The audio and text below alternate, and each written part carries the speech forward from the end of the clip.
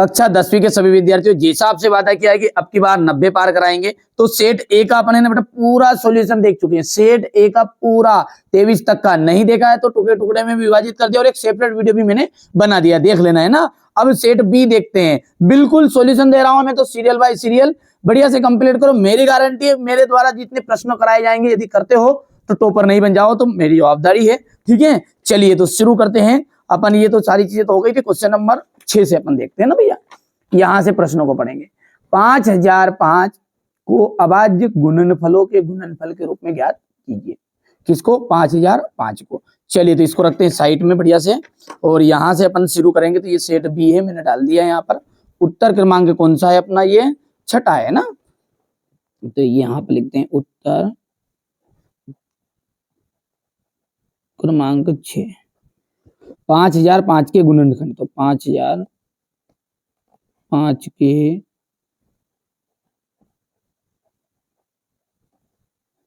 गुणनखंड, ठीक है भैया। यहां पर अपन 5005 के गुणनखंड निकाल लो। 5 से देंगे तो 5 करना 5, 0 0 1, ठीक है भैया। चलिए अब अगला जो है ना, वो अगला किससे भाग जाएगा वो आप देख के बता सकते हो। 5005 में है तो यहाँ पर बेटा 7 से जाएगा। किससे जाएगा? 7 से जाएगा। 7 करना 7, तो हो गया ये 3 बज गया, 30 बन गया, 7 21 7 चुकू 28 हो गया है, और 7 21 आपका हो गया है ना। चलिए आगे बढ़ते हैं, और अगला जो जाएगा ना वो 11 से जाएगा। ये चीजें अपन जल्दी जल्दी करने के लिए कर रहे हैं ना। 11 करना 11 और 11 33, और स्वाभाविक बात है अब 13 है तो 13 से ही जाएगा।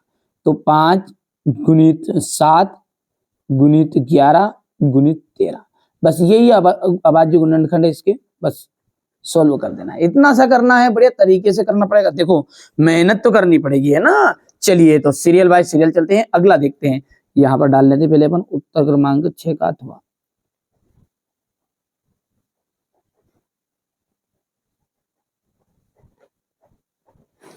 छह का अथवा, ठीक है। यहां से देखो 96 और 404 अभाज्य गुणनखंड विधि से 96 और 404 का एचसीएफ ज्ञात करो, फिर इसका एलसीएम ज्ञात करो। पहले क्या करना? एचसीएफ, फिर बाद में अपन इसका एचसीएफ ज्ञात करेंगे, एलसीएम, ठीक है। चलिए तो अपन यहां पर दो तरीके इसके करने के। यहां पर अपन लिखेंगे 96 के गुणनखंड,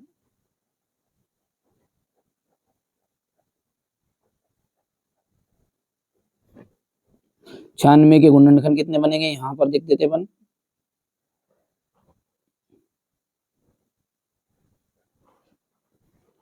2 से दे दो, 2 तिया 6, 2 चुकू 8, एक बार आ जाएगा, 2 8 16, 2 से देंगे 2 दूनी 4, 4 आ जाएगा, 2 12 12 आ जाएगा, 12 का फिर करेंगे अपन तो 6 आ जाएगा ये, फिर 2 करेंगे तो 3 आ जाएगा, और ये 3 आ जाएगा, ठीक है। एक और कितना है आपका? 404 है ये, तो इसको थोड़ा सा यहीं पे कर लेते हैं ना, इधर करते हैं।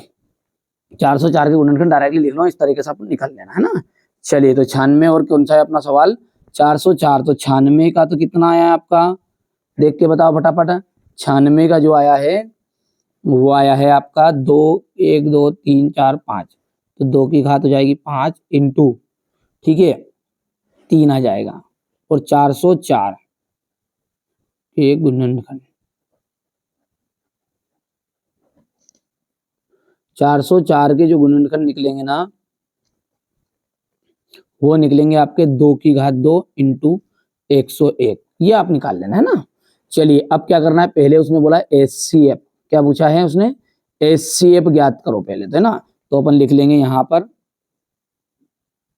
एचसीएफ, डायरेक्ट लिख दो, खाली डायरेक्ट लिखने की जरूरत नहीं कुछ भी। एचसीएफ जब लिखोगे तो एचसीएफ का मतलब ये होता है, देखो एलसीएम, एलसीएम का मतलब होता है लासा, लघुत्तम समापन, यानी कि लाओ सब, और HCF इसका मतलब होता है मासा, मत लाओ सब। तो मत लाओ तो फिर किसको लाओ? जो दोनों में हो, और दोनों में भी जो छोटा हो। तो यहाँ पर 2 की घात 2 है, यानी HCF निकल कर आया आपका 4, ठीक है। और हमारा अब एलसीएम ज्ञात करना है, तो फॉर्मूला है हमारा एक, दोनों संख्याओं का गुणनफल बराबरी पे एलसीएम इंटू HCF। दोनों संख्याएं कौन कौन सी हमारी 96 है और 404 है। तो एलसीएम बताओ, एलसीएम कितना है अपना, एलसीएम एलसीएम ही है अभी तो, वो ज्ञात करेंगे अपन है ना। और एचसीएफ कितना 4 है। अब 4 को इधर लेके आएंगे तो कितना हो जाएगा ये आपका 96 इंटू 404 बराबरी पे एलसीएम, और बटे में कितना गया 4, 4 है करना 4 0 1, 96 और 101 का गुना कर लो। ठीक है, तो एलसीएम बराबरी पे कितना निकल कर आएगा आपका, आएगा 9696।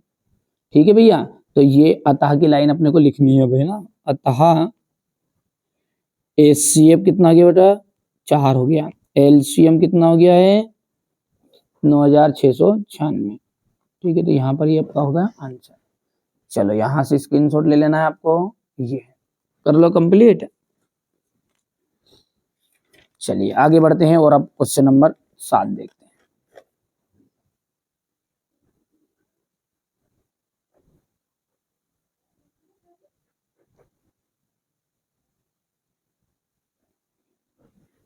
उत्तर क्रमांक 7 क्या है, प्रश्न पढ़ो। यहां पर दिया हुआ है, सिद्ध कीजिए कि 7 करनी 5 एक अपरिमेय संख्या है। क्या है, 7 करनी 5 आपकी क्या है, अपरिमेय संख्या है। तो हम लिखेंगे कि माना कि 7 करनी 5 एक परिमेय संख्या है, परिमेय संख्या, और परिमेय संख्या को हम लिख सकते हैं P बटा Q के रूप में। तो इसका इक्वल आ जाएगा P बटा Q। और हम जानते हैं कि करनी 5 जो है ना वो तो अपरिमेय है, तो करनी 5 को रख लो और उधर 7 को उधर भेज दो। तो क्या बनेगा, ये करनी 5 बराबरी पर P बटा 7Q। यहां पर लिख देंगे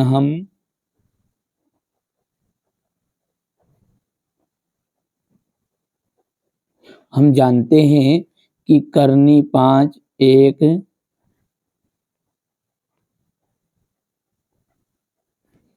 अपरिमेय संख्या है।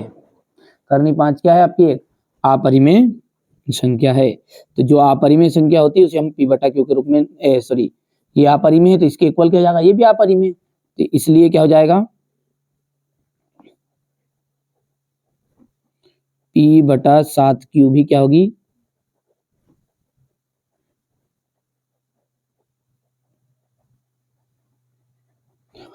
अपरिमेय होगी। और अतः की जो लाइन है, जब भैया आप देखो ध्यान से, ये अपरिमेय बोलो हाँ, तो ये भी अपरिमेय हो गई। अब ये किसकी वजह से, इसकी वजह से आई थी, और ये लाइन यहां से आई थी, तो हम लिख देंगे अतः, सिंपल सी बात है, 7 करनी 5 एक परिमेय नहीं है, अपरिमेय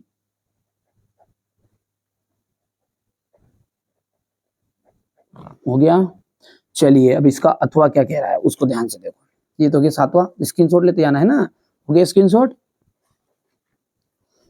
चलिए इसके बाद में अपन अगला देखेंगे, यहाँ पर अब क्वेश्चन पढ़ते हैं पहले तो, कि जांच कीजिए कि क्या किसी प्राकृत संख्या n के लिए 6 की पावर n 0 पर समाप्त हो सकती है।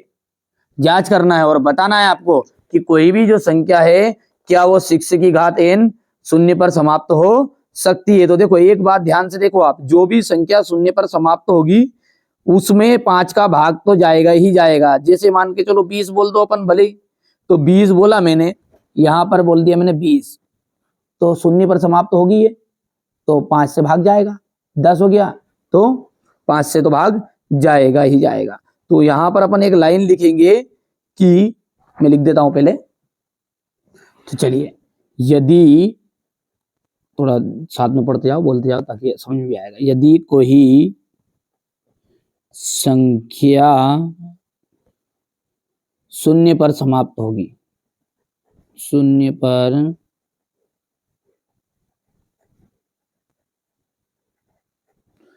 पर समाप्त होगी, तो वहां 5 से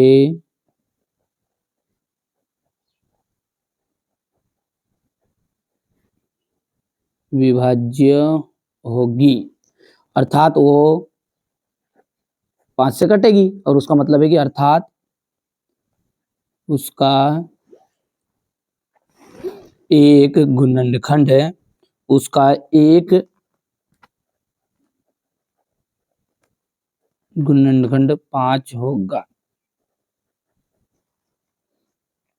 ठीक है, अब 5 होगा ही होगा, लेकिन हमारी जो संख्या है 6 की घात n है, लेकिन ठीक है 6 की जो पावर n है, 6 की पावर n का मतलब क्या हो गया है, 2 × 3 की पावर n हो गया। 6 की घात n की पावर कितनी हो जाएगी, 2 × 3 की घात n। यहां पर हम बात करें तो यहां 6 के गुणनखंड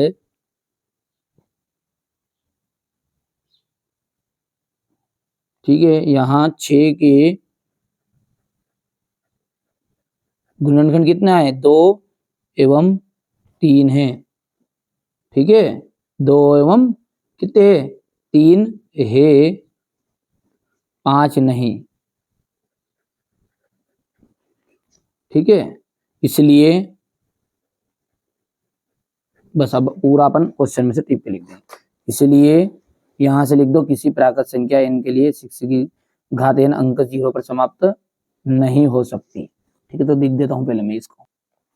यहाँ पर मैंने लिख दिया है क्वेश्चन नंबर 7 का यह अथवा क्वेश्चन पूरा। ठीक है, बढ़िया से आप सोल्व करो, है ना भैया। चलिए आगे बढ़ते हैं। अब क्वेश्चन नंबर जो 8 है उसको ध्यान से पढ़ो कि एक द्विघात व्यंजक दिया हुआ है 4x² + 5x करनी में, मतलब 5 करनी 2x और -3, इसके शून्य ज्ञात करो और शून्य और गुणांकों के बीच में संबंध की भी जांच करो। बहुत सिंपल है। पहले तो सवाल उतारते हैं। यहाँ पर अपना है सवाल 4x² + 5 करनी में 2x और -3 आ जाएगा, है ना भैया। यदि हम बात करें आगे की, तो यदि हम इसको तोड़ें तो ये देखिए 4x² तो वैसे का वैसे ही रहेगा, है ना। और 6 करनी 2 में से यदि मैं करनी 2 घटाऊं, ये x भी आएगा इसमें, -3, तो ये आपका कितना जाएगा, 5 ही आएगा। ठीक है, अब यहां पर से देखो गौर से, x भी इनके साथ है ना, यहां से अपने इस टुकड़े को और अच्छा कर लो। तो यदि मैं करूं इसे 4 जो है, इस 4 में एक तो मैं 2 लिख दूं, ठीक है, और 1 लिख दूं करनी 2 की घात 2। ध्यान से देखो आप गौर से, क्योंकि 2 दूने करनी 2 से 2 के घात 2 से करनी कैंसिल हो जाएगी और 2 आ जाएगा, 2 दूने फिर वापस 4 हो जाएगा। इस 6 को अपन क्या करेंगे बेटा, 6 को अपन करेंगे 3 × 2 और करनी में 2x, माइनस करनी में 2x -3, ऐसा कैसे। अब इसमें से कॉमन निकाल लो, बस सिंपल सी बात है। तो कॉमन क्या निकल रहा है, तो करनी 2 निकलेगी, देखो क्योंकि 2 बार इसके पास 1 बार है, यहाँ से 2 भी निकलेगा, तो 2 करनी 2 बाहर निकल गया। अंदर क्या बचा, x भी निकला गया यहाँ पे, ये x की घात 2 है यहाँ पर देखो, तो ये आपका x अंदर रह गया, बाहर रह गया। अब यहाँ से क्या बचा अपना, एक तो करनी में 2x बचा है और यहाँ से ये प्लस का आपका 3 बचा है। और यहाँ से देखो इस जोड़े में से कौन सी चीज कॉमन आ रही है, केवल माइनस का कॉमन आ रहा है और 1 आ जाएगा कॉमन, तो करनी में 2x + 3 आ जाएगा, करनी में 2x + 3, ठीक है, कितना आया। और यहाँ से 2 करनी 2x - 1 आया। यदि हम बात करें शून्यकों के लिए, शून्यकों के लिए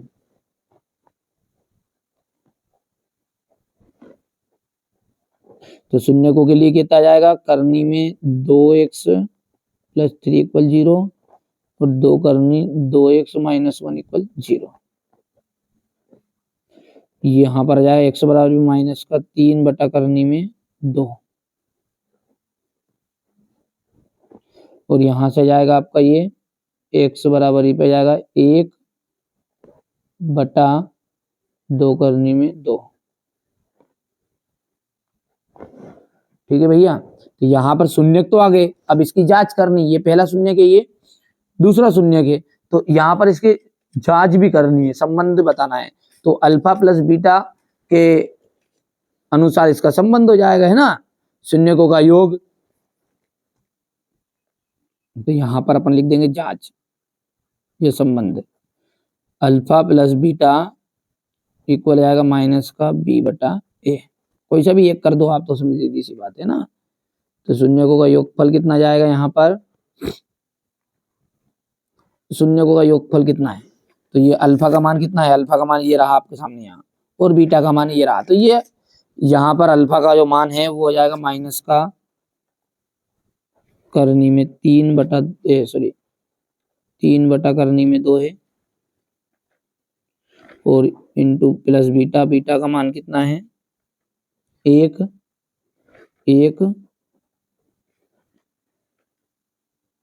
बटा में कितना जाएगा आपका 2/2 होनी हो गया इतना। चलिए माइनस का बी का मान देख के बताओ सवाल में, ये सवाल है आपका, बी का मान कितना है 5/2x, तो 5/2 ये माइनस का, प्लस का सॉरी है ना, अब ये माइनस का क्यों हुआ, वो माइनस का बी सॉल्यूशन में ना, माइनस से बी हो गया, और बी बटा ए का मान है 4। अब ध्यान से करो इसे, देखो इसका करेंगे तो 3 दूने,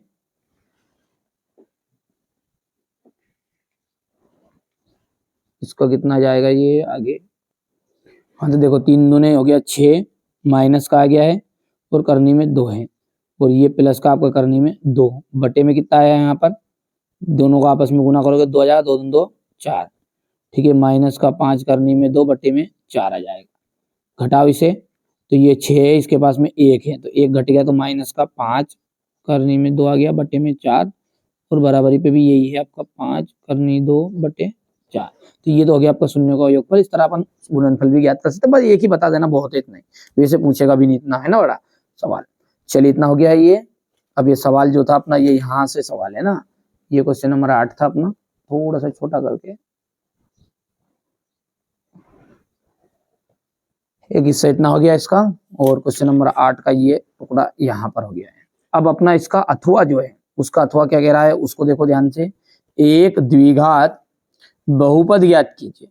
यहाँ पर एक द्विघात बहुपद ज्ञात करना है जिसके शून्यकों का योग और गुणनफल क्रमशः 4 और 1 है। कोई दिक्कत नहीं है, करते हैं इसे भी।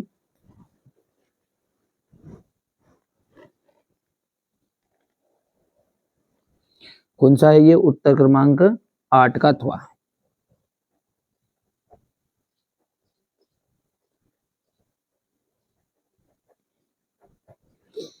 चलो सवाल क्या है, बोल रहा है शून्यकों का योगफल तो यहाँ पे दिया है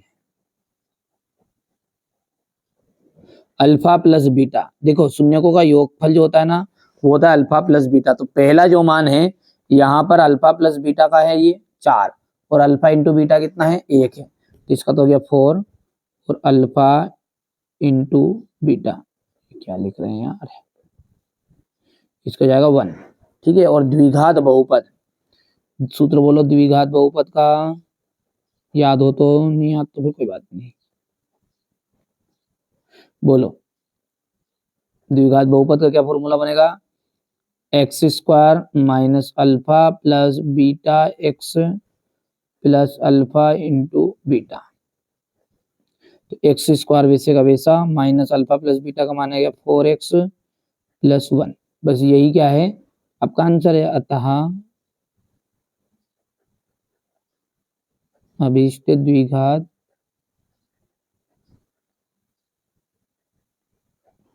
बहुपद हो गया आपका x² माइनस का 4x प्लस 1, ठीक है भैया। यहां से देख सकते हैं, अब ये क्वेश्चन नंबर आपका हो गया 8 अथवा, है ना भैया। चलिए ध्यान से देखो, आप तो मैंने कहा ना बिल्कुल मेरी जवाबदारी, आप तो अच्छे से पढ़ो केवल। अब यहाँ पर अपना आ जाएगा उत्तर क्रमांक 9। उत्तर क्रमांक 9 क्या कह रहा है उसको देखो ध्यान से, ये सवाल को देखते हैं अपन, है ना, पहले पढ़ेंगे ध्यान से। तो देखिए ये जो 9वां क्वेश्चन है वो यहाँ पर दिया हुआ है ना, देखिए इसको इसी पे समझा देता हूँ मैं थोड़ा सा आपको, क्योंकि समय बच जाएगा। यहाँ पर देखिए, है ना, देखिए क्या बोल रहा है वो, ये सवाल है, इन सवाल में सबसे पहले तो अपन ने y का गुना इधर करेंगे ये, ठीक है, तो ये 2 का गुना इधर करेंगे तो 2y² आ जाएगा ना भैया। फिर इसका अपन 2 का गुना इधर करेंगे, इधर 5 में तो 5 दूने 10 हो जाएगा, तो ये सिस्टम आ गया, और इसके बाद 1/2 बाहर आ गया। अब इस डिब्बे के अंदर अंदर का चीज अपने को देखनी है, तो थोड़ा बड़ा कर देते और डिब्बे के अंदर अंदर को समझो आप तो केवल बस। देखो यहाँ पर 3 है तो अपन ये क्या करेंगे, 4 में से 1 घटा देंगे, 4 5 करनी में 5y में से 1y घटाओगे तो 3 5y आ जाएगा। अब इन दोनों में कॉमन निकालेंगे, यहाँ और इन दोनों में गौर से देखो तो दोनों में से कॉमन क्या निकल रहा है, 2 निकल रहा है देखो, और y निकल रहा है। तो y में से फिर यहाँ तो y बच गया और 2 दूने 4, तो ये 2 अंदर रह गया यहाँ पे। इसी तरह इसमें से क्या निकलेगा आपका, करनी 5 निकलेगा। करनी 5 जैसे निकलेगा तो ये 10 है नहीं, इस 10 को अपन लिख सकते हैं, इस 10 को अपन लिख सकते हैं 2 गुणित करनी 5 की घात 2। तो इस एक करनी 5 तो बाहर निकल गई, अंदर रह गई 1। ठीक है भैया, तो इसको आगे बढ़ाओ, इसको देखो ध्यान से। तो जैसे अपन देखेंगे 2 डिब्बे एक सार हो गए, तो एक सार ये लिख दिया, यहाँ पे लिख दिया। जब हम शून्यकों के लिए लिखेंगे तो शून्यकों के लिए लिखेंगे तो ये 1/2 है ना, ये बराबर उधर 0 रहेगा।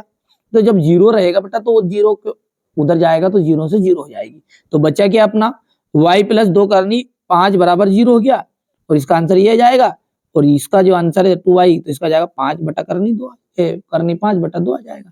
ठीक है, तो ये अभिष्ट शून्यक हो गए। यदि जांच की बात करें तो इसका यहाँ से करना, आप एक बार कर लेना है। ठीक है भैया, ये सवाल थोड़े से आने के चांसेस थोड़े से कम रहेंगे, ऐसा भी नहीं कह रहा हूँ कि आएगा नहीं, पर इनसे रिलेटिव जो है ये यहाँ वाले सवाल, इनको तो आप लगा ही लेना, इनमें से फंसेगे पूरे ना, ये ऊपर ऊपर वाले सवाल देखो ध्यान से। ठीक है भैया, चलिए आगे बढ़ते हैं। अगला क्या है आपका इस कथो वाला कि एक द्विघात बहुपद ज्ञात कीजिए। एक द्विघात बहुपद ज्ञात कीजिए जिसके शून्यकों का योग और गुणनफल क्रमशः करनी 2 है और 1/3 है। ध्यान देना, करनी 2 है, योगफल है अल्फा प्लस बीटा का मान है, ये अपना 90 का अथवा है। यहां पर दिया है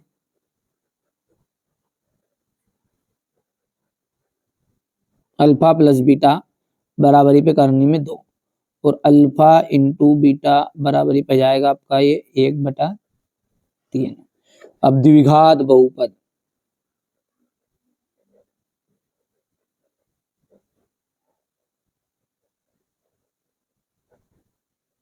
द्विघात बहुपद हो जाएगा x² minus alpha plus beta x plus alpha into beta. तो देखो यहाँ पर देखो x² वैसा का वैसा माइनस, ठीक है, अल्फा प्लस बीटा का मान है करनी में 2x plus alpha into beta हो जाएगा 1/3। यदि हम इसका तिर्यक गुना करेंगे ना तो यह जाएगा आपका 3x² माइनस 3 करनी में 2x प्लस 1। बस यही क्या है अपना। अच्छा, यही बच्चे यहाँ पर कंफ्यूज है कि बटे का 3 गया क्या। तो देखिए बहुपद में जो रहता है ना वो शून्यक को लेकर चलते हैं अपन, शून्यक, तो शून्यक के लिए अपन बराबर को उधर 0 लिखते हैं। तो ये जो बटे वाला सिस्टम है ना बराबर को उधर गुना में जाता है, तो 0 के पास गुना में जाएगा तो खत्म। तो यानी कि आप ये समझो कि बटे वाली संख्या को बराबर को उधर 0 में चली जाएगी, इसको मान के चलते हैं यहाँ पर है ना बहुपद में। तो अतः अभिष्ट बहुपद कितना हो जाएगा, अभिष्ट बहुपद 3x² माइनस 3√2x प्लस 1। ये हो गया आंसर। छोटा कर दो थोड़ा, ये लो तो थोड़ा छोटा कर लो। ठीक है भैया, बढ़िया से कंप्लीट करो आप तो है ना भैया। चलिए आगे बढ़ते हैं, और क्वेश्चन नंबर जो 9 के बाद में आता है पर 10, ये 10वां क्वेश्चन है ये। यहाँ पर इनमें क्या करना है आपको, अनुपातों में तुलना करनी है, अनुपातों की तुलना करनी है, और तुलना करने के बाद में बतानी है रेखाएं कैसी होगी। तो देखिए मैंने इसके बारे में आपको सेट ए जब पढ़ाया था ना उसमें समझाया था। क्या समझाया था, ये कौन सा सवाल है, 9वां है, तो 9वां उसमें देख निकाल के बता देता हूँ मैं यहाँ पर। ठीक है, यहाँ पर अपन ने एक कंडीशन ली थी कि यदि आपकी a1/a2 is not equal to रहेगा b1/b2 का, b1/b2 का, तो इसका हल जो रहेगा ना वो केवल एक हल होगा, यानी आदित्य हल होगा। रेखाएं जो रहेगी प्रतिच्छेदी रहेगी, और युग्म रहेंगे जो संगत रहेंगे। चित्र ऐसा बना था इसका, ये समझाया था सेट ए में मैंने ना, फिर से पर थोड़ा सा देखते हैं। समांतर रेखाएं जब रहेगी बराबर, ये ऐसा चित्र जब आएगा ना a1/a2 इज इक्वल तो है b1/b2 but is not equal to c1/c2, तो इसका हल कोई भी हल नहीं होगा। रेखाएं समांतर होगी और युग्म जो रहेंगे वो असंगत बनेंगे क्योंकि टच नहीं हुआ एक जगह भी। ये इसी कंडीशन जब रहेगी तीनों बराबर तो अनंता अनेक हल बनेगा। रेखाएं संपाती होगी और युग्म कैसे बनेंगे, संगत बनेंगे। अब रही बात ये कि प्रश्न में क्या कह रहा है, अपने को रेखाएं बता रहा है, तो चलिए इसको समझते हैं। तो देखिए ये सवाल है आपका यहाँ पर, ये है ना, ये है दूसरे वाला। तो ये सवाल है और इसमें अपन देखेंगे तो ये देखिए a1/a2 का मान बनेगा 9/18, b1/b2 का जो मान बनेगा वो 3/6 बनेगा, और 12/24 आएगा। तो देखो तीनों कंडीशन में देखो जब 1/2 1/2 और 1/2 आएगा काटापीटी करने के बाद। तो यानी कि सभी चीजें बराबर है, और बराबर है तो रेखाएं कैसी होती है, समपाती होती है। ये मैंने आपको पिछली वीडियो में बता भी दिया था, लेकिन ये यहाँ से आपको यदि आता है एग्जाम में तो ये इतना यहाँ से आपको करना है। चलिए अब अगला देखते हैं 10 का अथवा वाला क्वेश्चन जो है वो क्या कह रहा है अपना, उसे समझ लेते हैं। यहाँ पे देखो 10 के अथवा वाला है, तो ये है प्रश्न कि समरेखिक समीकरणों को के युग्मों का हल कीजिए। x + y है और इक्वल +5 बराबरी पे 0 है, और 2x - 3y = 4 है। चलिए चाहे आप इसको प्रतिस्थापन से हल कर सकते हैं, विलोपन से कर सकते हैं, कैसे भी कर सकते हैं। तो ये आपका है क्वेश्चन नंबर 10 का अथवा। चलिए मैं इसको यहाँ पर कर लेता हूँ। ये आपका है उत्तर क्रमांक 10 का क्या हो जाएगा, ये अथवा हो जाएगा। हो गया। कौन सा सवाल है भैया, x + 5 है, x + y = 5 आ जाएगा, और है 2x - 3y = 4 आ जाएगा। इसको अपन करते हैं विलोपन विधि से, है ना। तो विलोपन विधि से जब सोल्व करेंगे तो सबसे पहले समीकरण नंबर 1 बनेगा और समीकरण नंबर 2 बनेगा। ऊपर का तो नीचे गुना और नीचे का ऊपर गुना होगा। यहाँ से 2 का ऊपर गुना हो गया और यहाँ से 1 का नीचे गुना हो गया। लाइन लिख दो जल्दी से, जल्दी जल्दी करो, क्योंकि समीकरण नंबर 1 में 2 से गुना करने पर तथा समीकरण 2 में कितने से गुना किया आपने, 1 से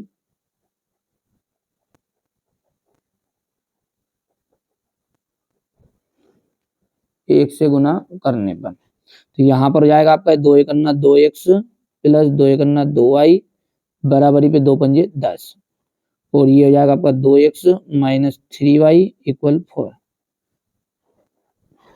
प्लस था तो माइनस हो जाएगा, माइनस था तो प्लस हो जाएगा, और प्लस था तो माइनस हो जाएगा। ये कैंसिल हो गया।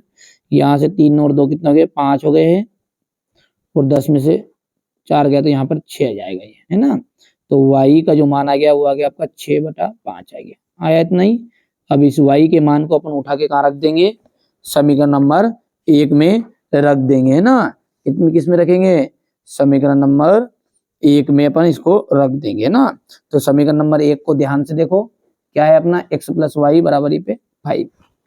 तो y के मान को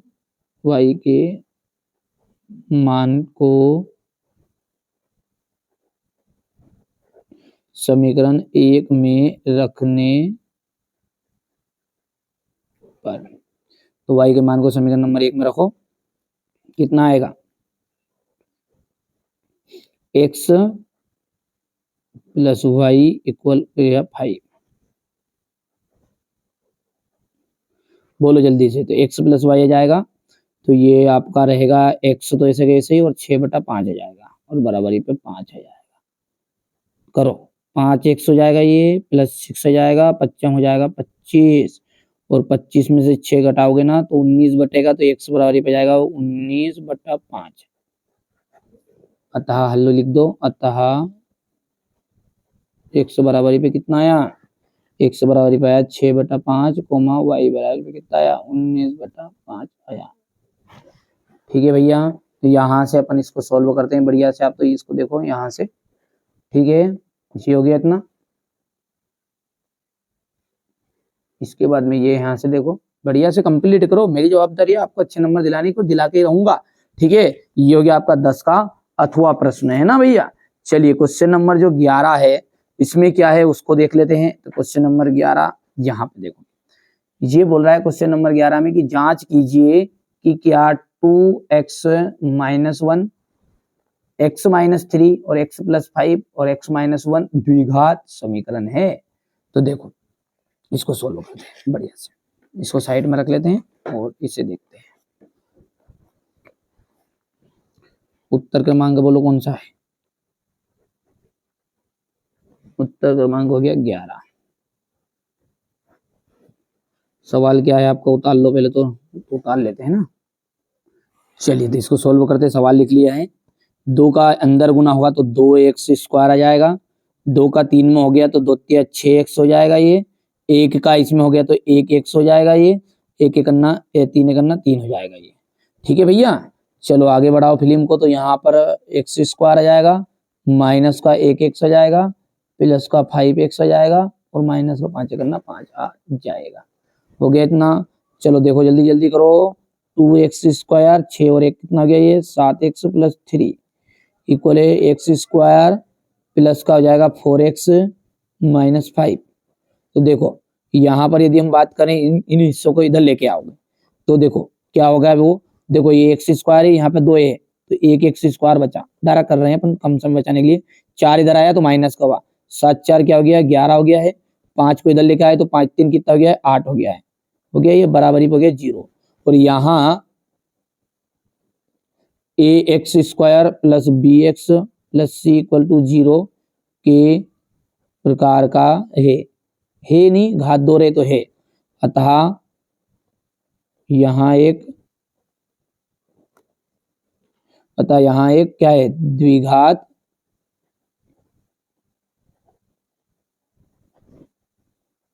समीकरण है। ये हो गया आपका प्रूव्ड। छोटा कर दूं थोड़ा सा ताकि दिक्कत नहीं आएगी स्क्रीनशॉट में। ये यहाँ से क्वेश्चन नंबर ये हो गया 11। ठीक है, इसके अथवा वाला क्या है, इसके मूल ज्ञात करने हैं। तो ये मूल ज्ञात करने का यहाँ पर दिया हुआ है कि x square minus 3x minus 10 equal 0। देखो शून्य ज्ञात करना सीख गया जो बच्चा ना, वो मूल ज्ञात कर सकता है। और अभी मैंने वीडियो में आपको बताया ही है, सबसे पहले आगे वाली संख्या का सबसे पीछे गुना होगा। तो सवाल तो लिख लेते हैं पहले। तो ये है आपका उत्तर क्रमांक 11 का अथवा हो गया। अथवा बोलो सवाल क्या है अपना, एक्स स्क्वायर है माइनस का 3x है और माइनस का 10 है इक्वल 0 है। बोलो अब x का है ये, तो देखो यहाँ पर ऐसी संख्या को पहाड़ा बोलो कि जिसमें 10 आए तो 2 पंजे 10, और 10 लाने के लिए अपन क्या करेंगे, यहाँ पर 5 तो प्लस का लिखना पड़ेगा, सॉरी 5 माइनस का लिखाएगा ये, क्योंकि माइनस का 3 चाहिए, और 3 आपका लिखा जाएगा 2 लिखा जाएगा प्लस का, और माइनस 10 क्योंकि 5 दूनी 10 होता नहीं है, 5 में से 2 आपको घटाओगे तो ये कर लो। और यहाँ से कॉमन देखो, जल्दी से जल्दी करो कॉमन। ठीक है, तो यहाँ पर आया x कॉमन अंदर, तो x माइनस कितना बचा आपका 5 बच गया है ना, और 2 कॉमन आ जाएगा प्लस का, अंदर के बजाय x माइनस 5 कॉमन आ गया। x माइनस 5 इक्वल हो जाएगा और x प्लस 2 इक्वल हो जाएगा 0। ठीक है, अब हमने को क्या करना है, शून्य वाला ये देखो 2 पार्ट वाला सिस्टम है, केवल इसमें बराबर को उधर 0 लगाना है मूलों के लिए। ठीक है भैया, मूलों के लिए क्या होगा जल्दी बोलेंगे, x माइनस 5 और x प्लस 2 इक्वल 0। ये हो गया आपका x बराबरी पे 5 कोमा x बराबर माइनस का 2। हो गया नहीं हुआ, ये हो गया। चलिए थोड़ा सा छोटा कर देते हैं, ये यहाँ पर हो गया। ये है आपका 11 का अथवा। अब यहाँ तक अपन ने ना सवालों को देख लिया है, अच्छे से समझ लिया है, स्क्रीनशॉट आपने ले लिया होगा। क्वेश्चन नंबर जो 12 है इसको अपन देखते हैं पहले। तो यहाँ पर बढ़िया से एक एक चीजें सोल्व कराऊंगा मैं, तो आपको घबराना नहीं है। देखो समय लगेगा थोड़ा सा, टॉपर बनना है तो मेहनत करनी पड़ेगी। क्वेश्चन नंबर 12 है यहाँ पे, तो इससे अपन आगे के वीडियो में अब पढ़ेंगे। ये आपका सेट बी है, क्या है ये set B. Set A already पूरा डाल दिया है, यदि हो सकता अपन बाद में देख रहे हो, एग्जाम के लगभग देख रहे हो, तो जब तक तो पूरे सेट ही डाल दिए होंगे मैंने सॉल्यूशन के साथ एफ तक ही। ठीक है, बढ़िया से कंप्लीट करा रहा हूँ बस। इसके अलावा मैथ में कोई सा क्वेश्चन अलग से आ जाए नहीं तो जवाबदारी है मेरी, पर आपको पढ़ना पड़ेगा, मेहनत करनी पड़ेगी। मैं भी तो मेहनत कर रहा हूँ यार, आपके लिए घंटे घंटे की वीडियो बना रहे हैं, आधा आधा घंटे के तो बन ही रहे ना। ठीक है, तो चलिए मिलते हैं अगले वीडियो में।